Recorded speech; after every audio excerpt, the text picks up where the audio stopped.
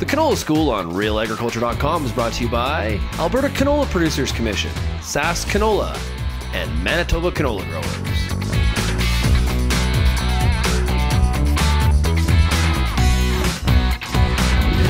Kelvin Hepner with RealAgriculture at Crops-A-Palooza in Portage, Manitoba, and joined by Holly Derksen, plant pathologist with Manitoba Agriculture. And Holly, we've been hearing new reports of clubroot discoveries here in Manitoba here in 2018. What can you tell us about how that map might be changing, what we're seeing for new cases here?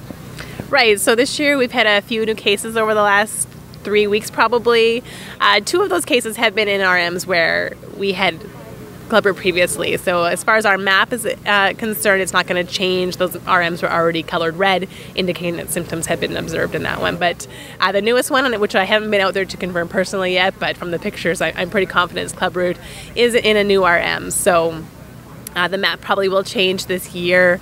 We're just hoping that this information is getting out there to growers and that growers are seeing it in their areas or in neighboring areas and maybe are reaching out to us if they do find it in their field, and we can talk about some management plans with them, but just being aware when it is in their area. So are these cases popping up this year because of conditions, or is there something that's contributing to kind of a new streak of cases? Like the conditions this year shouldn't be any more conducive than previous years. It likes moisture and it likes temperature, so this hasn't been an overly wet year. Kind of different situations in the fields that we've seen it in. So one, is in a waterway, and likely he was in canola 2 years ago in that field as well. So likely it was actually there that year. But being in a waterway, 2016 was a wetter year, so if the plants were underperforming in a waterway, he probably was just attributing it to the waterlogged conditions. So in this year, with much drier, seeing again plants underperforming in this area made him jump off the sprayer and check out what was going on. So we want to encourage growers when looking at areas like that or field entrances where compaction can be an issue, not to always just assume what the issue is, but to actually get out there and look. And another one of the fields where we saw it this year was actually in a soybean field where he was pulling his canola volunteers. So it's not more likely to show up on canola volunteers, but especially most of the varieties we're growing are susceptible to clubroot. But what that's more likely to happen is for a guy to actually be pulling plants in the soybean field. It's just for cosmetic reasons, right? Those volunteer plants. So if the plants looked pretty healthy and you're in your canola field, you're not going to pull them. But canola plants in a soybean field, and when they're healthy looking, you're pulling them, and that's actually where he saw the symptoms. So it was more of a different kind of a case, but great that a grower was out there and pulling and actually taking a look at the plants as he was pulling them. Yeah. Do you think more growers are looking for it too? We have been talking about it for, it feels like many years. Yeah. Do you think that's happening now too, or where it's a case of we're looking for it and finding it? I hope so. I hope that's what it is, and that the awareness is getting out there. I think also now, a lot has changed in the last 5 years as far as management options and clubroot-resistant varieties. So maybe growers now are looking for it, and maybe a little bit also not as afraid to tell someone when they do have it because there's management options and it's not a disease that's going to wipe out your canola crop and you have nothing you can do about it. So now that they are finding it, maybe they're a little more willing to tell their local agronomist and how they can be working with them, or even someone at Manitoba Agriculture. Okay. That would be you. That would be me.